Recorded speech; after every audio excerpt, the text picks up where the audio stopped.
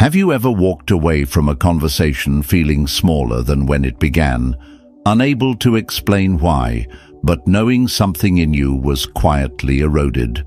Too often, we mistake endurance for strength. We stay silent to keep the peace. We let things slide to avoid conflict, and we convince ourselves it's no big deal. But in the words of Marcus Aurelius, you have power over your mind, not outside events. Realize this, and you will find strength. The truth is, what you tolerate silently will shape your identity loudly. In today's world, where boundaries are blurred and respect is often conditional, recognizing what you should never accept becomes an act of self-respect and self-rescue. This video isn't about being unforgiving or harsh. It's about clarity, about learning to see the subtle signs of mistreatment before they turn into patterns that drain your spirit. Together, we'll explore 7 behaviors that, no matter who they come from, deserve zero space in your life. If you've ever felt like your peace was being traded for someone else's comfort, stay with me. What you'll hear next might just shift the way you see every relationship from this moment forward. Point number 1. Emotional manipulation. Have you ever said yes when every fiber of your being wanted to say no, not out of kindness, but out of guilt? That sinking feeling in your chest, the tight knot in your stomach when someone says, "After all I've done for you," or "If you really cared, you would." That's not love speaking. That's emotional manipulation. This kind of manipulation is subtle, quiet, and deeply corrosive. Unlike wounds of the body, which can heal and leave visible scars, emotional manipulation targets something far more intimate: your judgment, your autonomy, your sense of self, and it often wears a mask. "I'm just looking out for you. I only want what's best." But if you look closely, you'll see it for what it is: control cloaked as concern.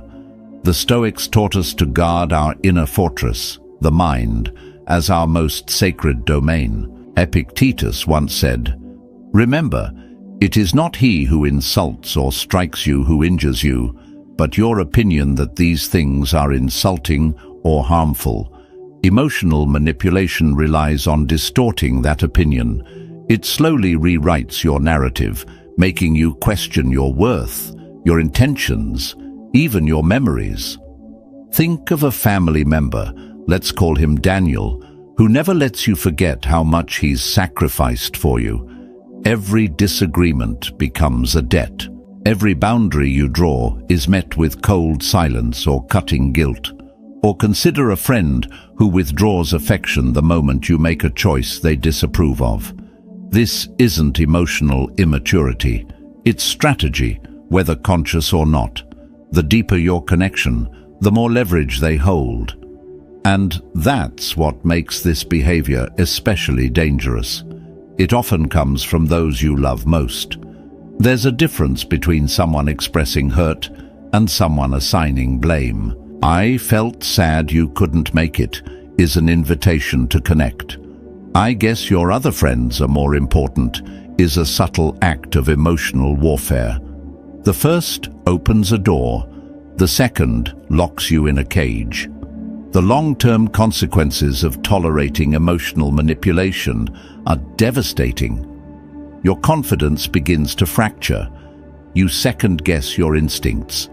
You start believing that your value lies only in pleasing others, that love must be earned by self-erasure. And over time, you lose sight of who you truly are. Like water dripping on stone, the damage accumulates quietly, until one day you no longer recognize yourself. So how do you reclaim your power? Begin by naming the behavior. In your mind, label it. This is guilt tripping. This is not concern, it's control. Then return to what is true. When someone says, "If you loved me, you'd agree with me," respond, "I can love you deeply and still hold a different opinion." When they sulk or lash out, draw a firm yet calm line. I understand you're upset, but using guilt to change my mind isn't fair to either of us. Boundaries once set must be honored by you first. The Stoics didn't advocate emotional coldness, but emotional clarity. They believed in compassion with strength, in kindness without surrender. You don't need to match manipulation with aggression. You simply need to stand, unmoved, like the rock battered by waves that Marcus Aurelius described. It stands firm, and the raging sea falls still around it. Watch for deeper warning signs: emotional isolation, unpredictable moods used as punishment, constant blame. These are red flags, not just of manipulation, but of emotional abuse. If you notice these patterns, seek support from a trusted friend, a therapist, or a community that reminds you of your worth. And above all, remember this: love rooted in guilt is not love. It is bondage. Healthy relationships lift you. They make space for your no without retaliation. They allow you to choose freely, not out of fear, but out of alignment with your own values. The Stoic path asks for courage, not the absence of pain, but the will to face truth. Emotional manipulation may be wrapped in tenderness, but if it demands your silence, your shame, or your self-betrayal, it must not be tolerated. Let that be your inner compass. Let no one rob you of your agency under the illusion of care. Point number 2, invalidating your feelings. Have you ever shared something that hurt you, something real, something raw, only to hear in response, "You're overreacting," or "It wasn't that bad," maybe even worse, "That never happened"? These words may sound simple, even harmless at first, but over time they become knives that quietly cut away at your sense of self. The dismissal of your feelings and experiences is one of the most subtle, yet most damaging forms of emotional harm, because it doesn't just silence you, it erases you. When someone consistently downplays your pain, questions your memories, or mocks your sensitivity, they're not just disagreeing with you, they're telling you that your reality doesn't matter, that what you saw, what you felt, what you lived, is somehow invalid. And the most dangerous part? It often comes wrapped in casual language. A shrug, a laugh, a sentence tossed aside at the end of an argument. Dismissal doesn't always shout. It often whispers. "It's not a big deal. You're too sensitive." Other people have it worse, but the effect is anything but small. Because when you hear it often enough, you begin to believe it. The Stoics taught us to know ourselves, to trust our perception, and to cultivate inner clarity. Marcus Aurelius said, "The happiness of your life depends upon the quality of your thoughts." But what happens when someone you trust constantly undermines those thoughts? The mind, once sharp, begins to doubt its own edge. Dismissal breeds self-doubt. You start wondering if your emotions are an overreaction, if maybe your pain is trivial, if maybe your memory is flawed. And that doubt doesn't stay confined to one relationship. It spreads like ink in water, coloring every part of your life. You hesitate to speak up at work. You second-guess yourself in friendships. You start censoring your own truth to avoid being called too much. Over time, this internal censorship turns into silence. People whose feelings are regularly dismissed often struggle with anxiety, depression, and a deep sense of loneliness. They stop expressing their needs, not because they don't have them, but because they've been taught those needs don't matter. So what can you do when someone dismisses your reality? First, hold your ground. You don't need permission to feel what you feel. Try saying, "I understand you see it differently, but this is how I experienced it." That one sentence draws a line, calm, firm, and unmistakable. You can also reflect the pattern back. I've noticed my concerns are often minimized. That makes it hard for me to be honest with you. Or, if needed, set a clear boundary.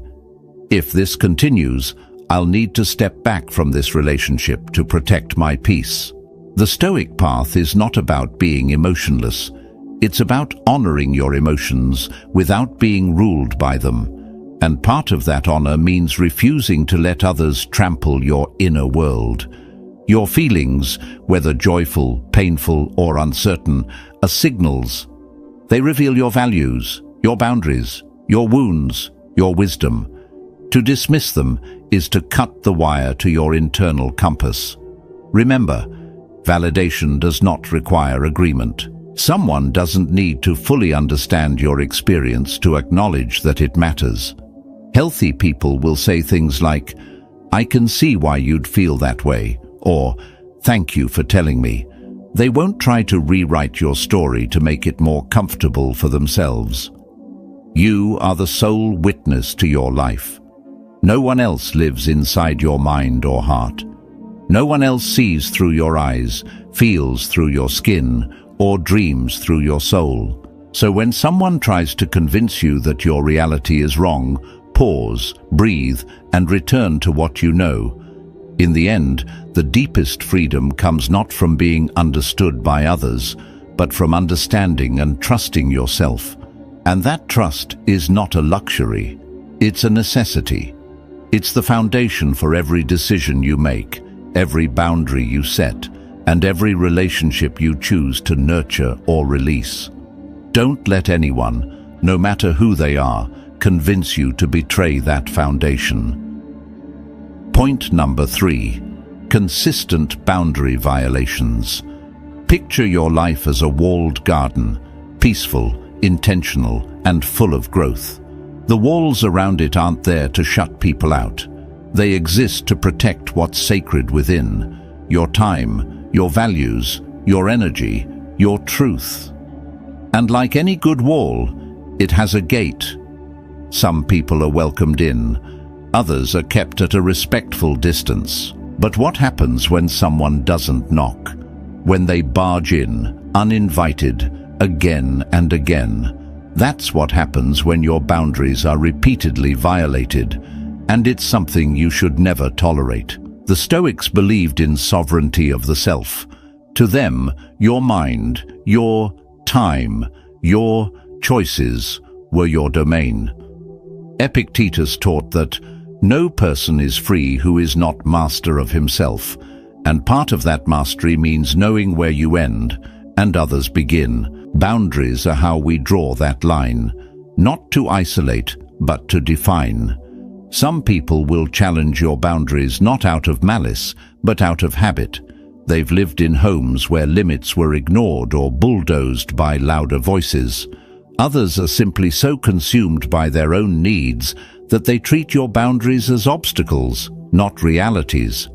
And then there are those who violate boundaries not because they don't understand them, but because they don't respect you enough to honor them.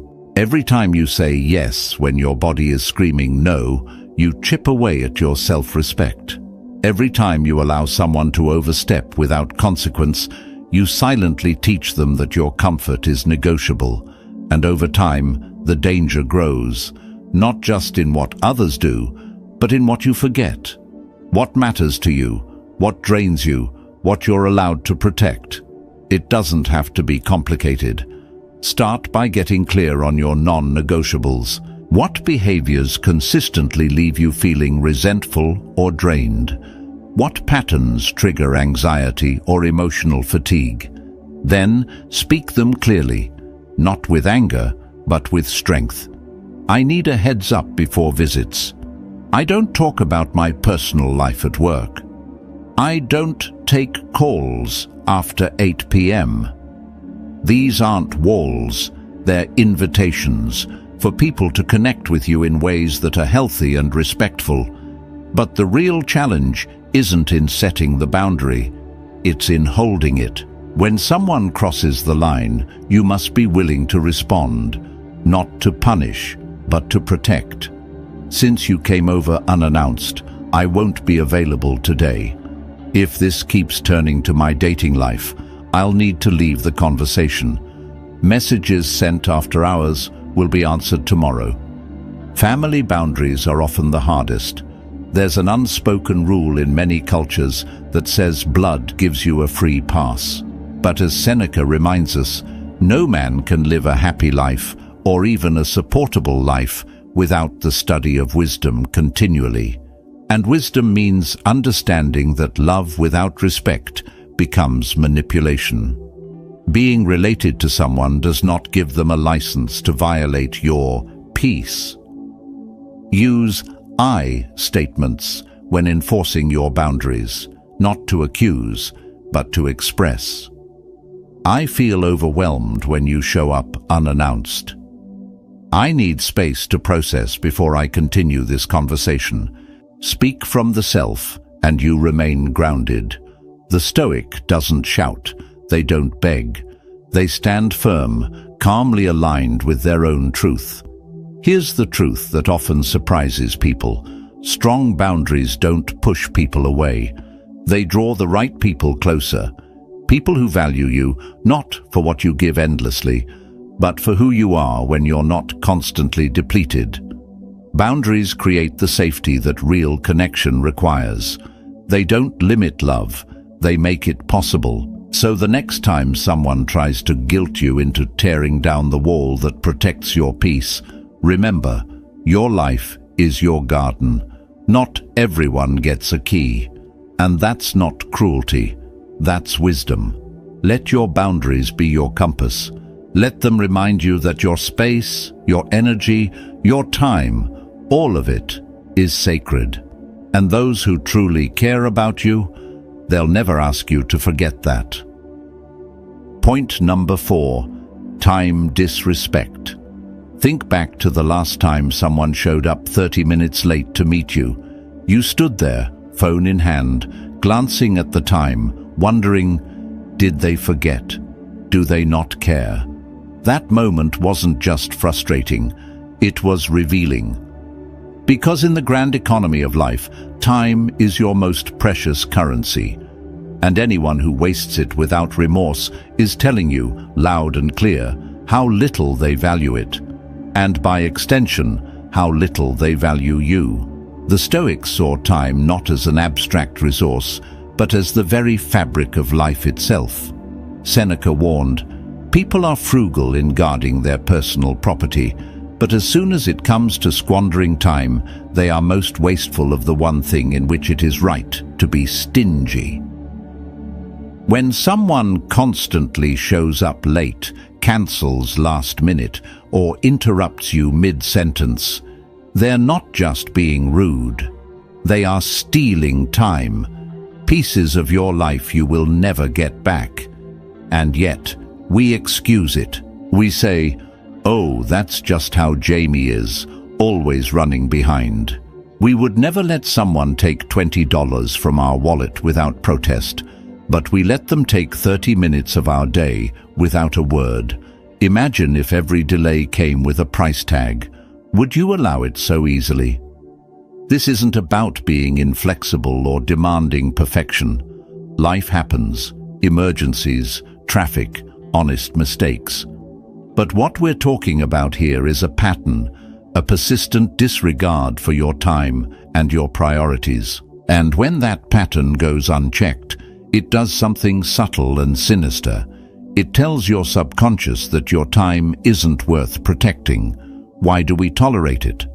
Sometimes it's fear of confrontation. Sometimes it's people-pleasing. We'd rather carry quiet resentment than risk an awkward conversation.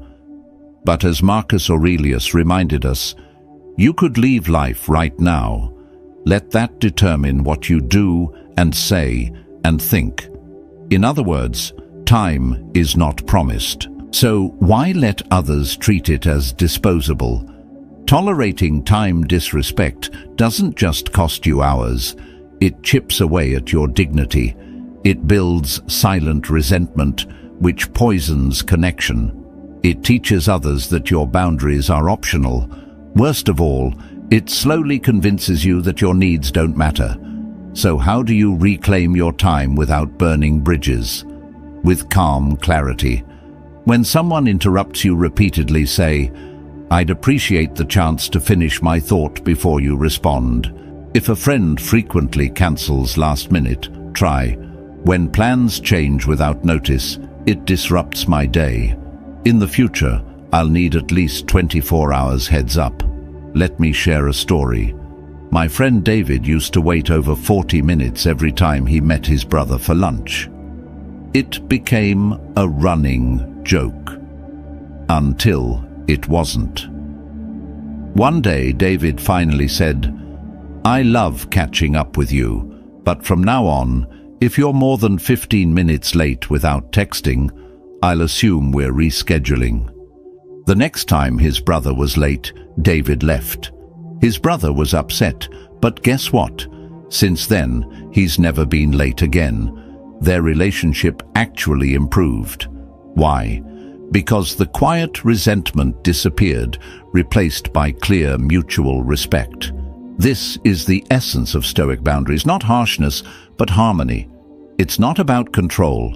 It's about teaching others how to move through your life with care. People who truly value you will rise to meet the standard you set. Those who don't were never truly present anyway. So take a moment today to reflect. Who are the time thieves in your life? What conversations have you been avoiding? And more importantly, what message are you sending yourself by allowing your time to be treated so carelessly? You don't need to become unyielding, but you do need to become intentional, because every moment you spend in silent frustration is a moment you'll never get back.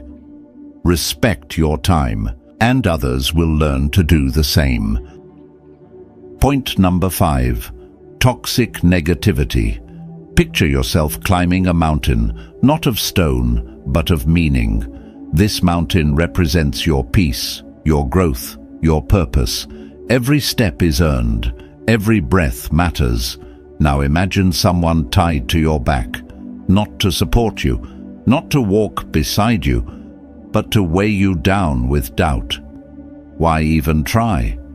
Nothing ever works out. Life is suffering. Get used to it. That voice, constant and corrosive, is the weight of chronic negativity. And it is one of the most damaging forces you should never tolerate, no matter who it comes from. Negativity, like smoke in a closed room, doesn't stay contained. It seeps into your mind, clouds your clarity, dulls your inner light. Spend enough time with someone who sees the worst in everything, and eventually you start to see the world through the same cracked lens. The Stoics understood this danger well. Epictetus cautioned, "If you are around someone covered in soot, their dirt will cling to you, even if your hands were clean." Who you surround yourself with shapes your inner world more than you might realize. This isn't about turning your back on people in pain. Everyone struggles. We all stumble.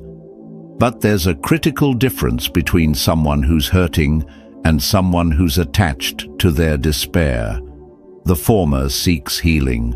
The latter seeks company in the dark. Beware those who have made hopelessness their home, who wear cynicism like armor, and who sabotage every ray of hope under the guise of being realistic. You'll recognize them by the way you feel after spending time together. Drained, discouraged, dulled. Ask yourself, does this person ever uplift me?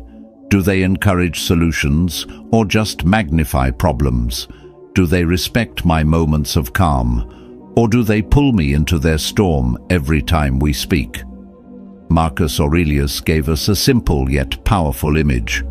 Be like the cliff against which the waves continually break, but it stands firm and tames the fury of the water around it.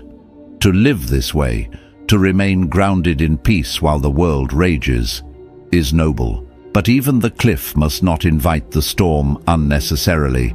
Your energy is not infinite. Your peace is not disposable. Protect it as you would a sacred fire. There is nothing unkind about choosing distance from those who drain your spirit. In fact, sometimes the most stoic expression of love is space, gentle, quiet, and necessary. Consider my friend Matteo. He once shared how every phone call with his cousin turned into a spiral of complaints about life, work, the world. Matteo tried to help, to offer solutions, to be a patient listener, but nothing changed. The same cycle repeated. Eventually, he realized this wasn't support. It was emotional weight he wasn't meant to carry. He began setting limits, shorter calls, clear boundaries, and, yes, some silence. His cousin was offended at first, but over time the dynamic shifted. Matteo regained his energy. His cousin started seeking help elsewhere. Sometimes growth starts with a single boundary. The Stoics never taught us to abandon compassion, but they did urge us to be vigilant gatekeepers of our inner life. If someone constantly pulls you away from your values, your peace, your clarity, they are not walking with you. They are pulling you off the path. So ask yourself honestly, who in your life consistently dims your light? Who makes your mind feel heavy long after the conversation ends? You're not judging them. You're simply choosing to preserve what is sacred within you. You cannot change someone who refuses to rise, but you can choose not to sink with them. And that too is wisdom. That too is strength. Point number 6. Lack of accountability and refusal to grow. The Stoics believed that self-mastery was not a destination, but a daily discipline. As Seneca wrote, "Only the wise man is free, and each day he must examine himself." But what happens when someone in your life refuses even to begin that examination? Tolerating a person who consistently avoids accountability is like walking uphill beside someone who insists the slope is your fault. It's one thing to make mistakes. Everyone does. But when someone wrongs you and says, "That's just how I am," what they're really saying is, "I choose not to change." And without that willingness, there can be no progress, only patterns that repeat. People who reject accountability often rewrite reality to preserve their pride. They blame others, twist facts, and treat honest feedback like an attack. Their presence doesn't just stunt their own growth, it weighs down anyone trying to grow beside them. You find yourself walking on eggshells, carefully phrasing every truth to avoid triggering defensiveness, until one day your own voice disappears. The Stoic path calls for courage, not perfection, but reflection. We don't demand flawlessness, only the humility to say, "Yes, I see where I went wrong, and I want to do better." In a relationship, romantic, familial, or professional, this openness is the bedrock of trust. Without it, conversations become conflict and love becomes labor. So ask yourself, do they own their actions? Do they sincerely try to grow? Or do they weaponize your honesty, using it to hurt or silence you? If it's the latter, the most stoic decision may be to step away, not with resentment, but with peace. You're not giving up on them. You're choosing not to abandon yourself. Remember, growth is a choice, and so is who you walk beside on the path. Let it be with those who reflect, evolve, and rise. With you, not against you. Point number 7. Dishonesty and broken trust. Think for a moment about someone you trust deeply, someone whose words match their actions. With them, there's peace. You don't second guess. You don't analyze every sentence. You simply know they mean what they say. That kind of trust is rare, and sacred. Now think of someone who has lied to you again and again. Notice how your body tightens, how your mind replays conversations, scanning for cracks in the truth. That's what dishonesty does. It steals not just your trust, but your clarity. And once that's gone, the ground beneath any relationship begins to shake. The Stoics taught that integrity is non-negotiable. Marcus Aurelius wrote, "If it is not right, do not do it. If it is not true, do not say it." Honesty is not a luxury. It's the foundation of all meaningful connection. Whether in friendship, family, or love, without truth, there can be no true intimacy, only illusion. Dishonesty wears many masks: white lies, omissions, exaggerations, half-truths. Each may seem small, but over time they teach the liar that deception works, and teach you to doubt your own instincts. And from there, bigger betrayals become possible. When the truth becomes optional, trust becomes impossible. Some people say, "It was just a little lie." But ask yourself, if the truth is so small, why hide it? The Stoic response to dishonesty isn't rage, it's clarity. Does this person take full responsibility? Or do they deflect, minimize, or blame? More importantly, are they willing to rebuild trust through consistent action? Rebuilding trust takes courage from both sides, radical honesty, clear boundaries, and time. But sometimes the most honest thing you can do is walk away. Not in bitterness, but in alignment with your worth. Truth is the soil where real love grows. Without it, all you have is performance. So ask yourself, where in my life am I tolerating less honesty than I deserve? The answer may lead you not to confrontation, but to freedom. You deserve peace, not permission.